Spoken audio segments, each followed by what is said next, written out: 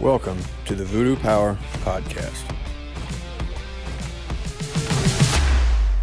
Welcome to Plates and Pancakes. We're sitting down today with Sam Sportland. Coach Sportland is an athletic performance specialist with a primary focus on speed development and coach mentoring. Before starting his own company, he was with the Ealing Trailfinders as a senior strength and conditioning coach with a focus on speed, power, and rehabilitation, along with intern development. He also spent time at West London as a track and field assistant coach, along with being their strength and conditioning coach. He worked with Wasp Academy as a senior strength and conditioning coach. And as his company has grown, his clientele and followers have also grown, including many household names. So welcome to the show, Coach. Thanks, man. I appreciate that. Now, I've watched a lot of your stuff. I've bought some of your stuff. You've sent me some of your stuff. It's really incredible. So learning the special strengths for sprinters and then figuring out a system to layer that the way you have. How did that come about? Where it's easy for your everyday person to buy, put into, implement it, and then take off. Yeah, that's a great question. So it kind of really comes from my background. And so going through, I'm dyslexic. So, I really struggled with traditional learning and teaching styles. I got kicked out of school. I was rebellious. I was all that because I was taught in a way that I couldn't learn. But my granddad was a master carpenter. Like yourself, my dad was an electrician. So I came from very skilled, practical people. And my first word was hammer. So how I ended up strength and conditioning, speed coaching, God only knows, right? But what I learned in that process is, and when I went back and kind of started to learn how to learn, that was my biggest thing. I really dawned upon, I was having a conversation with someone and I said to him, how in a kinesthetic profession are we taught to be academic learners? And this just boom. And in that point, I'd realized how I'd got so far. I've only read about 10 books cover to cover. And what I do is I problem solve with my books. And so I'll figure this thing out. I'll figure that thing out, the problems in front of me. That started to develop this layering approach to learning. So I had to go and study teaching. My mum was a teacher. So I was brought up around and actually she was a childminder, so like a nanny for a while. So we were around kids growing all the time. And so I actually started coaching. And it was a funny story. I was going to get kicked out of school unless I didn't go and, coach when I was 13. So I coached all summer rugby skills as a 13-year-old. And then it just started rolling from there. And then that learning how to learn and then being naturally fast myself. The first time I had to go and teach speed, I was like, I've got a problem because I don't know actually the process from teaching to coaching. And I kind of look at as teaching is the delivery of information, coaching as the nurturing of information, but also it's delivering that information when it's needed. And it's basically an analogy for a perfect training program, because if you understand the person in front of you, which we talk about in speed age, when we understand the speed age, which is just an academic learner, then we can start to apply the right level of coaching as what we need. And there was a period of time in my career where I got frustrated because I lost sight of what I was actually coaching for. I was trying to find the next thing, but what you realize is there actually isn't a next thing. The best thing is the delivery, and the best thing is the nurturing of the process. It's like this coercive experience coaching. It's not, we're going to do 3x10, 3x8, 3x5, and then it's done. Because the origins of our profession didn't start with team sport sprinting and field sport sprinting. They started with political battles over winning weightlifting competitions. And then the narrative of teaching and the pedagogy of our profession still to this day, its cornerstone is taught from the wrong place. So that's kind of like my whole journey, and, thousands of conversations with coaches, and the results that we got. So we started experimenting and started putting things into place. Like these real world situations, like you've got 2 15-minute sessions a week and you've got 45 players, make them faster. Well, time to work. So that would kind of lead into my next question, because I was able to watch your special strengths video, and I really enjoyed that. But there was a segment in there you were talking about, and I'm not a speed guy, so this is great. I'm having you on. I can ask these questions. Adjusting your acceleration distances more so than your top speed distances. So by adjusting, let's say you're running a 5-yard lead into a 20-yard sprint, and then you go to a 10-yard with a flying 10 or whatever. What is that doing for the sprinter when you're adjusting those acceleration phases? Yeah. Awesome. So, that's a great question, because if we look at it this way, what's the best way to put this? So for every step is a rep, all right? So that creates an impulse in the ground, and every impulse has a cost. Loads of research, right, on how many plyometric jumps you should be doing, right, into what effect and blah, blah, blah. But no one's looked at ground contacts at different percentages of speed. But goodness, because if we do that and we make it logical, people can't sell fancy equipment, right? So when you think about how are we adjusting the density of the run, and the simple analogy is, like, you've powerlifted, it. Like when you're working up to your top end sets, it could take you 8 or 9 sets to get there, right? If you're really focusing on those big movements. The same with sprinting, but we nurture and we harmonize the run, because if I use a long acceleration, now this is from Verkhoshansky 50 plus years ago. If we use a distance specific long acceleration, so for field sport athletes, you're going to take maybe 50 meters, so maybe 60 yards, something like that. And then you're going to say, right, the last 5 to 10 yards, I need you at 8.5 out of 10 speed. Bearing in mind that whole way of where they start, they are building sub-maximal step load in. So the first part's like your 3x10. The back end is like your 1 set of 3. But what that gives us is how we're building the story. Do you like movies? Yeah. Right. All right. I love movies. So I look at a good speed program as like a good movie. You can watch the same movie 10 times and learn something new every time you watch it. You see something different because it's layered. And the layering is so important, because we work with athletes and they're like, what are we going to do? Well, you're just going to hit maybe 15 contacts today. They're like, what? It's like, yeah, but you're going to hit it over 8 long accelerations, and they are taxed purely because their body's not adjusting to the speed load. So once we get that, and then all of a sudden you could take someone from 20 mile an hour to 22 mile an hour very easily with that. Very easily. Purely because of speed age. So we layer the speed age, we layer the coaching system.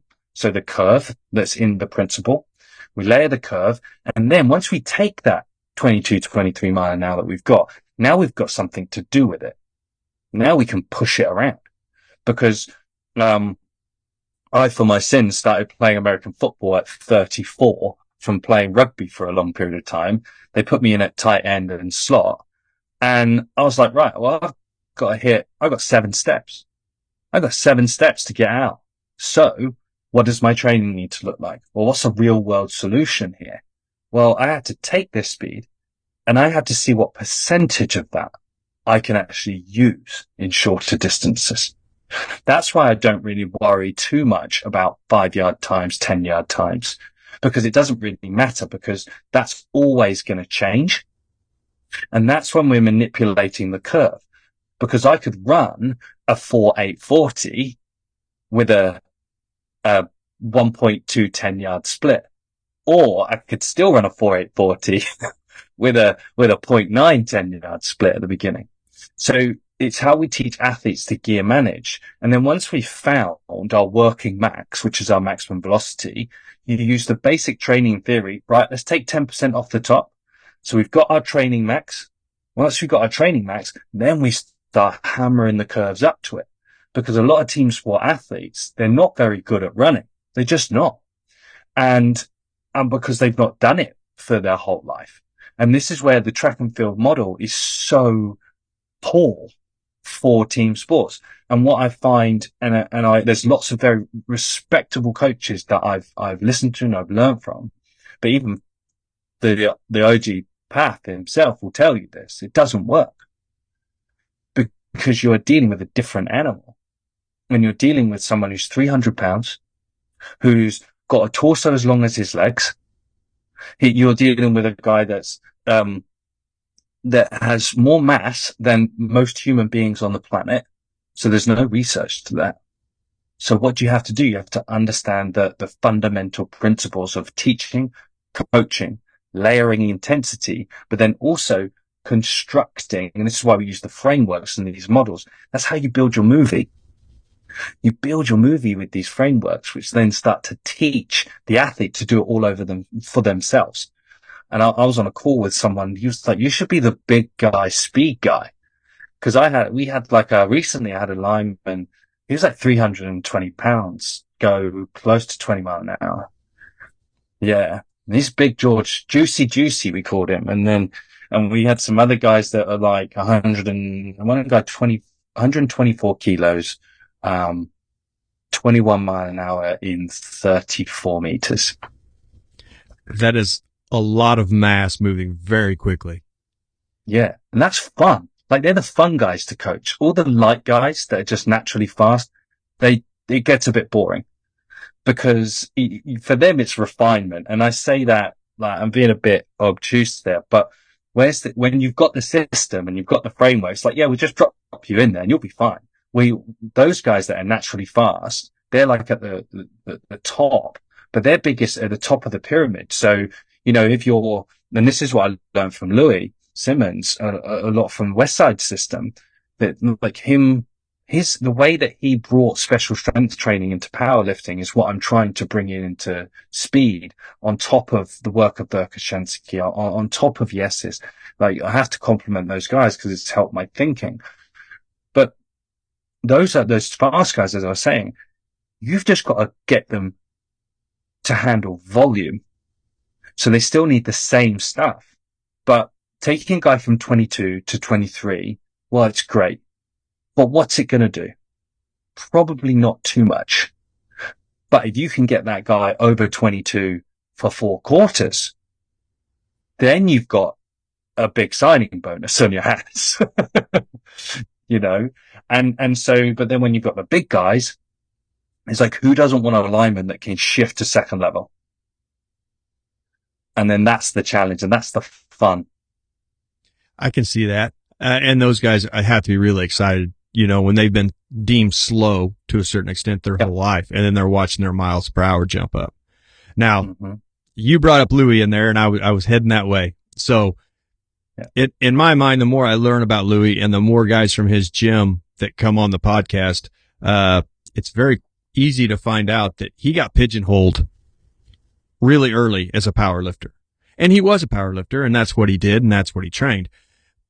But his ability to understand the special strengths was incredible. And then, so watching some of your videos, I noticed that you've taken some regular gym movements that guys would go in and do for power, and you've just adjusted them just enough that now they carry over directly to the field. I mean, your med ball work, your progressions through the med ball off the wall into the rack, up into, almost a plyo, up to a bench.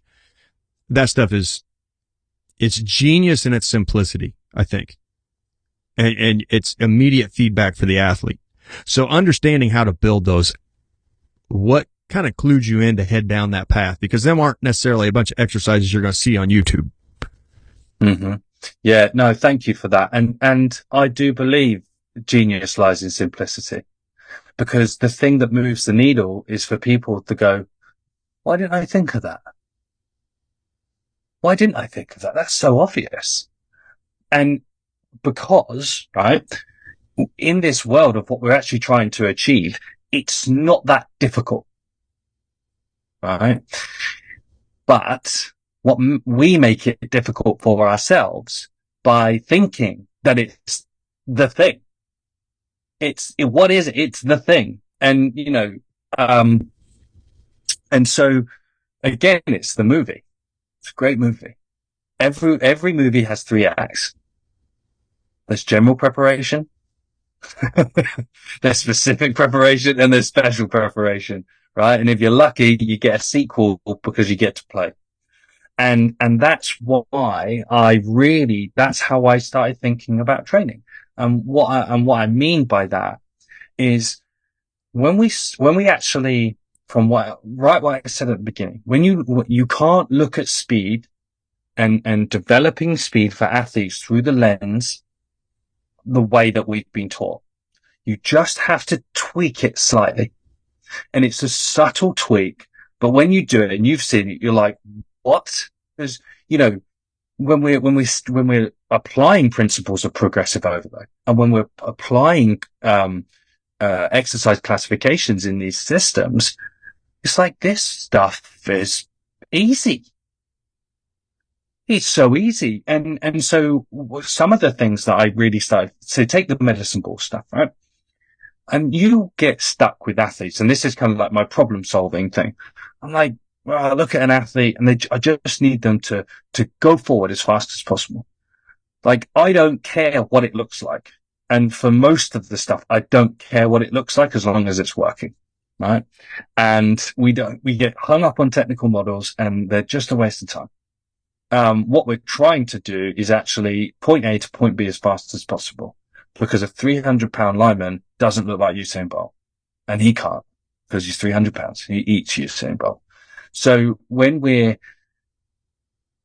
piecing these exercises together, I'm like, right, I need to go back and look at Newtonian physics. I need to go back and understand it, because when I look at speed, I have different coaching lenses. So the first lens that I look at, I just completely ignore the person, and they're just a floating ball. So center of mass. Is it moving? And then I was thinking, well, what represents the center of mass so well? Well, a med ball. Roughly about 10 pounds. For an average person, that is about the size of the center of mass. So what do we need? Well, the first job of the center of mass is to move it forward violently. So how do we isolate the segments? So this is all the special strength stuff. So we need to isolate the specific segments of movement from the most important part of it. Can I get my hips into the space in front of me? What's the most applicable way that I can do that with 30 guys at one time, or because this is where I've been grounded, is that I was coaching people in fields. I had guys with no equipment. The most I've ever coached through my system is 50 athletes at one time. Because that thought process. So I'm going to take this med ball, and I do forgive me, I bounce around a little bit. My brain's firing, right? So I take this med ball and I just need to smash it into the wall in front of me as fast as possible, because we need to train that. So what we need to do is we need to isolate the starting strength abilities, which in a back squat actually become a limiting factor to developing starting strength. It's the same, like you talk about Louis, like, what we're going to do, we're not going to squat to develop the squat. We're going to work hips, hamstrings, lower back. Well, we don't, if he's not doing that to developing a squat, why are we doing it to develop speed? Because it doesn't develop the things to the highest motor threshold that we need. But with a med ball, it's so low cost. We had a guy recently who's doing like 400 reps a week in volume. Like, what else could you do 400 things of? And still get good transfer and not get sore and recover and develop. And, so I'll take that thing and I'll be like, right, where do I need to put the ball next? So I need to go from a double leg start into a single. So I'm just going to pop my hips and push up into one. And what does that do for a technical piece of the puzzle? It allows us to start to learn, if I put my hip in the right place, I have space. I have space to get my leg through. And then the more space I create, it means I'm going further forward. So then what's the next piece? Well, I got to stand up. So I'm going to hit forward, I'm going to hit the wall, and I'm going to stand up. Because the way that I teach wall drills, which is very different to a lot of people, is I teach them in the context of which they should be taught, not a warm-up drill. A wall drill sequence, which is a specific exercise, should be taught in a 3-step manner. You go from 2, so you go to a 2-point into a 1. So you go from 2 legs at a stagger. So we take a traditional 2-point start. This is kind of, we build a little bit to get to it, but 2 up into a front side hit. So 2 to 1, 2 to 1 to exchange. So we can go forward and then switch our legs and exchange our legs. And then we get the third. So we go push, bang, bang. We stop doing it after that. Because what else do we need to do? We will do some conditioning stuff. So we band up the guys around the hips or around the thighs or around the feet if we need to develop local muscle endurance. We get some good conditioning, especially like our super fast guys. They always get hips, they always get hamstrings, they always get groins. Right. Well, you don't put them in the rack. You get some nice light bands and you get some volume in. And you work in specific energy system. Like these guys are not aerobically adjusted to sprint as fast as they need. So then that's how you start building all these pieces. It's like, well, then that's the step-by-step principle. And then we start to use dynamic stability, which comes from, Nikolai Bernstein. So then what do we need to do? We need to actually start putting these guys into stable conditions to then unload stability to create instability so we can use velocity, because velocity is actually a proprioceptive demand. You know, we get guys, and we actually had it this week, and I'll be completely honest. I had a guy come down from London. He had been working with one of my coaches in London, and the only place that we could do it was on a track, right? And we had to be conservative because we've been on 4G. And this guy is 122 kilos now. And he got a minor adductor hamstring overload off the back of the session. Why? Harder ground. He ran faster and it was more unstable. So his hamstring stabilizer cooked. Nothing else. His hamstring stabilizer cooked. And then I knew straight away. Because we go right back to the beginning of the conversation. It's like we skip 3 chapters. Remember, you could do that on DVD. You could skip the chapters in the movies. We skip right to the end, and we hadn't laid the foundation for him in the tissue tolerance area, which is where all the special strength stuff comes in. Which is exactly the way Louis used it when he invented the JM press for triceps. As I always think about. I got his Iron Samurai. Mm-hmm. And like, we go through all the stories where he's talking about the guys that he worked with. And I never met him. I knew some guys that trained with him. Just the way of thinking about, well, actually this joint segment at a specific tensile strength is the problem. So if that's the problem, we need to create an exercise that's the solution. So for an example, I know I'm going off on one now. You've set me, right? First step in acceleration, or the ground contacts in early acceleration. What do we see at the ankle on touchdown? It's collapsing. It's collapsing all the time. Like, we see that problem because the athlete isn't prepared from, let alone a skill motor learning point of view, before a physical point of view, to even withstand the velocity, the impulse, the center of mass going through the air, thinking, what the hell is happening? And then he's got to put it all on the ball of his foot.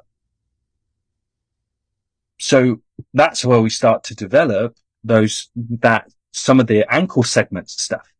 And if you go through the ankle segment series and you do your yielding isometrics, like you do 20 seconds, double, stagger, single. Once you get to the single front, you are toast. Like, cause you have to use your feet. You have to use everything as it's meant to. And then we start to know if we can get guys overcoming, we're trying to do some force plate research with this stuff, because I think it will really unlock things. S&C coaches are too like data driven that they forget that, it's like a good movie. It can go where it needs to go. You don't need pieces for it. But when you start developing that, and then you use your learn, load, execute principles, and you're using this step by step, we can take that ankle joint, we can train it in the gym, we can look at it on the field, we can tweak it on the field, and we can develop this whole narrative across our training system that's always talking to these specific body parts that are going to actually change the thing that we're trying to change, which is the ability to access speed, not the ability to run as fast as we can. Okay. There was a lot of stuff in there. That was amazing. Yeah. The way you explained that was great. So let me try to take this and dumb it down to its smallest principle that I can relate to, that we started at the beginning. So you have to take, in my mind, piecing it all together, you have to take max velocity and treat that like the squat, let's say. Mm-hmm. Yeah. Now, like you said, you cannot build a squat, they found, by just squatting. So now you take your ankle work, your hip work, all that stuff. And that would be the equivalent of, like you said, a reverse hyper. They did, glute ham raises, all of that stuff. So if you think about it on that principle, speed becomes a heck of a lot easier, because most strength and conditioning coaches are so ingrained in how to build strong kids. Well, if you just take the strength out of it, move track in, the principles all still align. Yeah. Yeah. Oh yeah, mate. So in the 2.0 manual, and this was what actually, like, you're on it. Like, it. Like, that is money. And when I first started to, realize that this is such a big thing for coaches, is when I put the Progressions 1 manual out, 6-7 years ago. Like, we sold like 1,000 copies in a week or something stupid. And it was just because no one had a list of exercise progressions in an order of which they could organize their training. I was like, we have a long way to go. We have a long way to go as a profession to do these things. And so with the 2.0, that's after 6 years later, and refining some of the systems. And there's a framework called drill stacking, which I like to use. And drill stacking basically, is how we build the conversation. So from top down, we've got acceleration steps 1 to 3 and 4 to 7. They're two different types of acceleration. One's got no momentum. One's got lots. So it's a different trait. And then there's maximum speed, and then there's non-linear sprinting. So it's all cuts and change of direction type work. Then you break it down. You're like, well, what's the pattern of that movement? What pattern am I actually addressing within that movement? Because they all have different patterns. And then what's the skill that I need to produce, which is, if you look at some of the early stuff from Verkhoshansky, you've got body links, it's all kinetic sequencing. It's the identification of key movements, which goes back to Mateev, which is when they looked at, this is a great one, when they looked at gymnasts doing tumbling routines. Right, there were specific key movements that put the routine together. And so what they did is they actually conditioned athletes specifically to a routine, which is amazing, to make sure that they were physically robust enough to it. So then once we've got the pattern, which is like hip extension, hip flexion, all of those types of things that we go, and then we look at the segment. So once we've got that segment dialed down, it just creates our training program for us. Because all these things just sit underneath. And then that's why I attribute, like, if you're wiring a house, right? Well, you need to know where the inlet is coming in. When's the mains coming in? Where do we need the fuse board? How are we going to run cable? Or what type of circuits are we using? Are we continuous looping or anything like that? Where are our sockets going? So when you start to think of it like a construction project, which is what we're sort of doing, it's the same logic, you can actually see your training program start building in your own mind. And and knowing that all I need to do at the end of it is be able to turn the lights on.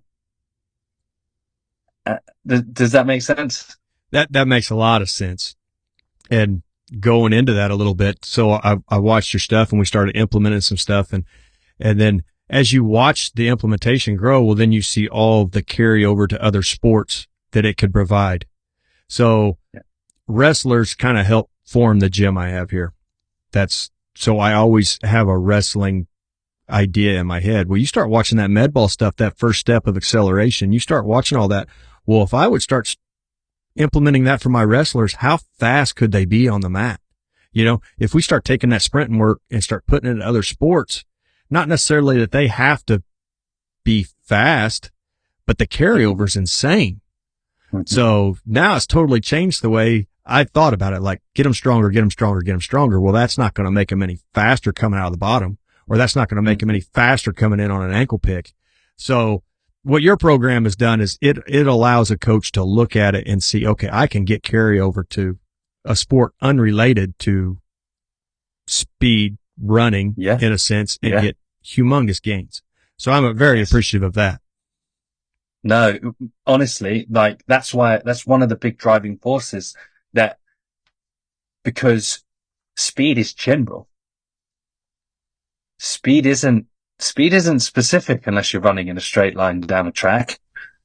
It's still a general quality, which serves so much potential. And a lot of people don't like me saying that speed is general, because it needs to be on a pedestal, because it's kind of the mystical beast of strength and conditioning, isn't it? It's the one that always gets away from us, but we wonder why it gets away from us, because we don't train it, and we don't apply the logic that we have, and in order to get it. And especially with the wrestling stuff, and a lot of the system refinements have come from my own playing, and that's been a huge revelation in it over the last 5 to 10 years as well. Like, how am I developing speed? How am I developing capacity?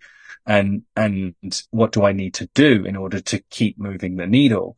And one of the things that I really love, some of the athletes don't like it because it's really hard, is changing the way that we float the body in starts. So what I mean is how much that big, that just yellow ball, you'll be looking at the kids and they just see yellow balls as the movement piece, is how far above the center of mass do we start it? Above the center, of the ground, do we start it before we have to push off? Because it completely changes the way that we produce force and produce speed. And so when your guys are, the wrestling guys, like when they're coming out the bottom, or they've got a knee down or anything like that, that's a highly specialized movement, which is so easy, but it creates the overload that we need. And it just, what it does is it just charges the battery of human potential. And knowing, like, for me, I'd never played American football before. The guys that I worked with got me into it. Like, my entry was at the NFL with these guys, and it was like, well, I need to play this and learn a little bit more. So I had to start blocking, and I won every block just because of my hip speed. And I was like, then I started getting more clients like, well, you need to be doing the hip speed stuff, because I'm beating guys that have played for 10, 15 years off the line. It is England, so it's not the best, but success leaves clues, right? There was clues in what I was doing. So when we're thinking about how we're training people, and I think it's a really important thing to say there, actually, is everyone wants to coach at the highest level until they realize what the highest level is. It's not what you think it is. Coaching is about getting someone from A to B. Coaching and what we do is about letting someone have a shot. And that's the biggest thing that we can achieve, because I've been behind the curtain. It's not great. I was exhausted, and you do a lot of babysitting while you're up there. And even when we had the guys we sent into the NFL, it's like, you just got to get you ready to OTA so you don't break. And then you come back and then we could do a little bit more work. And then you're subject to someone else's program all the time. And so even when I was at full time in club environments here in the UK, it was, you're still fighting a bigger narrative when you're speaking to players and they're like, I just want to feel good. And then it's like, when we're thinking about who we're coaching, and I love the fact of what you've done. I think it's so admirable. I've only just bought a gym membership. I trained in my shed my whole life, and my mum's shed, and that was where the work got done. And the amount of athletes that you see, that all you have to do is give them the opportunity for them to get to their own Super Bowl, then you're winning. Because not everyone can work in the NFL.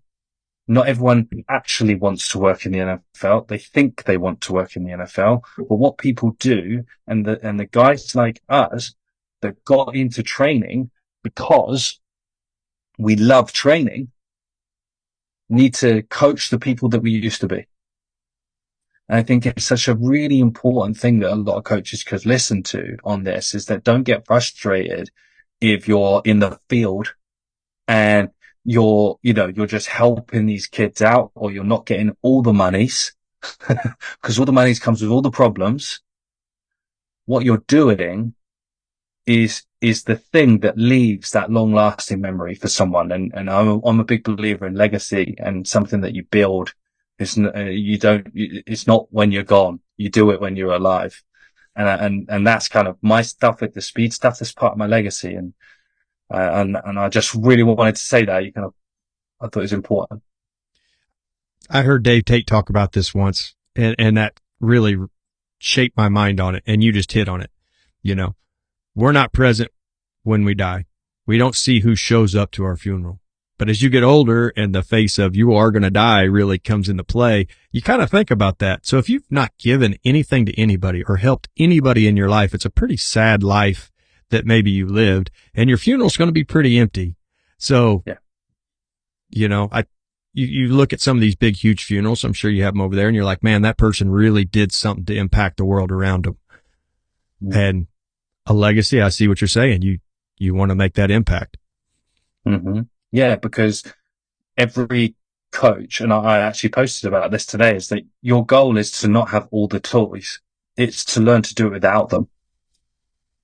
And when you do it without them, someone wants to give you a weighted sled. Oh, easy. We don't even need it, and we still get it. So we make, because one of the big barriers for entry for speed is that people don't have the sleds, the prowlers, they don't have all these things, but it doesn't mean you can't do it.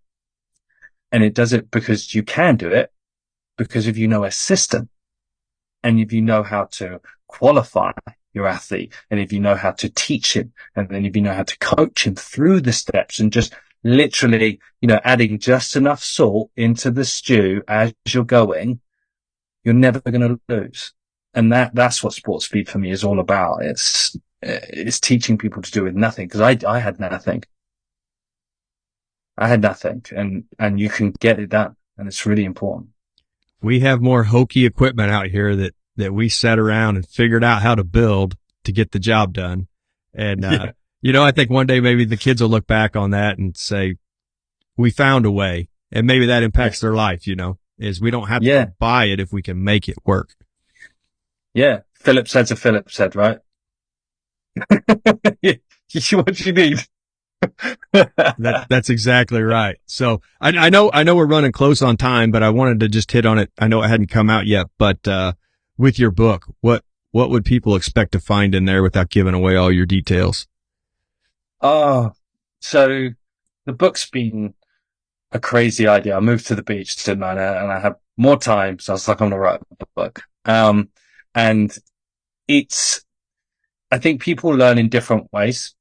And I always go back to everything I produce. There's a selfish version of me. I produce it for myself, because I produced it for me 5 years ago. I produced it for me 10 years ago when I first started. I found my side on YouTube. So I started on YouTube trying to talk about my training ideas. So the book is for someone who, like me, doesn't want to read it cover to cover.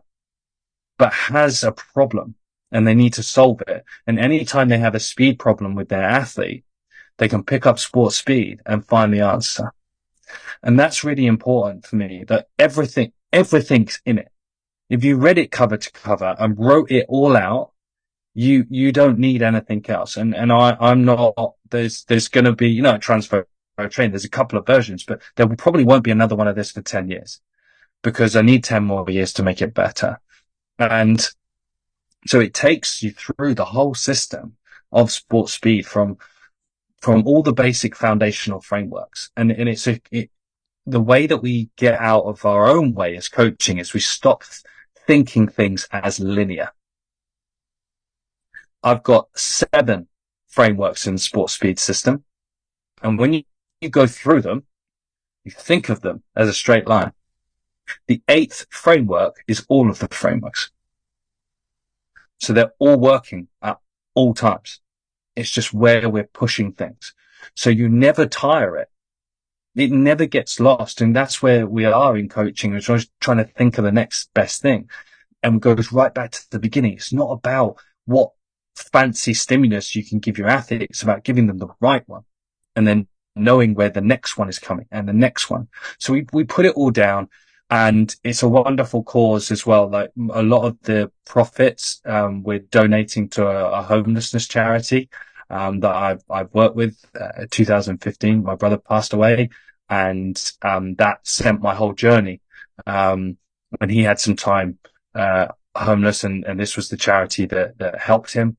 And now once I've got through my battle with that, I'm starting to do more work with them.